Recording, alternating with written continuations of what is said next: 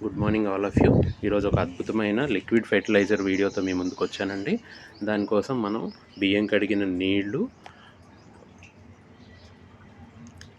అరటి తొక్కలు, onion peels ఇవన్నీ కలెక్ట్ చేసుకున్నామండి మన కిచెన్లో నుంచి. ఈ వేస్ట్ని మొత్తాన్ని ఒక బౌల్లోకి స్టోర్ చేసేసి దాన్ని 3 to 4 days ఫర్మెంట్ చేస్తే రోజు దాన్ని కలుపుకుంటూ ఉండాలండి. ఇలా తయారు చేసుకుంటే మనకు ఒక అద్భుతమైన లిక్విడ్ ఫెర్టిలైజర్ తయారవుతుంది.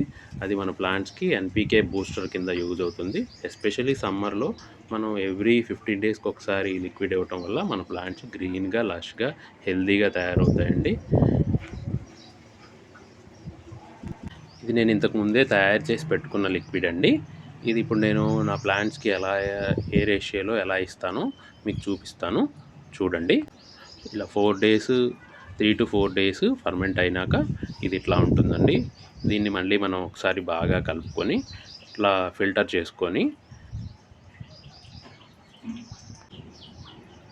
ఫిల్టర్ చేసుకున్న వాటర్లోకి మనం ఇప్పుడు ఎప్సమ్ సాల్ట్ కూడా మిక్స్ చేస్తున్నాం అండి. ఎప్సమ్ సాల్ట్ ఎందుకంటే మన సాయిల్ని ఎసిడిక్ చేయడానికి, అందులో ఉండే మెగ్నీషియం సల్ఫేట్ ఆకులు లష్గా గ్రీన్గా ఉండటానికి, చెట్లు బలంగా పెరగడానికి, కాయలు పూత నిలబడడానికి హెల్ప్ అవుతుంది. ఇది ఇట్లా కలుపుకున్న తర్వాత డైరెక్ట్గా వాటర్లో డైల్యూట్ చేసి మన ప్లాంట్స్కి మొదల్లో పోయటమేనండి. నేను ఇప్పుడు దీంట్లో ఎప్సమ్ సాల్ట్ కలిపాను. అది మాత్రం రెగ్యులర్గా కలపకూడదండి.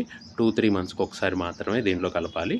మామూలుగా ఈ ఎన్పీకే ఫెర్టిలైజర్ని మనం ఎవ్రీ 15 daysకి ఒకసారి ఇవ్వచ్చు. ఎప్సమ్ సాల్ట్ ఎక్కువ కలపటం వల్ల అది ప్లాంట్స్ గ్రోతింగ్కి ఇబ్బంది కలగచ్చు. అందుకని మనం దాన్ని చూసుకొని మన ప్లాంట్స్ గ్రీన్గా, లష్గా లేనప్పుడు మన ప్లాంట్స్ చెక్ చేసుకొని కలపాలండి. ఈ వీడియో మీకు అందరికీ బాగా యూజ్ అవుతుంది అనుకుంటున్నాను. నా వీడియో నచ్చితే నా ఛానల్ని లైక్ చేసి, షేర్ చేసి, సబ్స్క్రైబ్ చేసి నేను ఇంకా మంచి వీడియోలు చేయడానికి నన్ను ఎంకరేజ్ చేయండి. Thank you so much.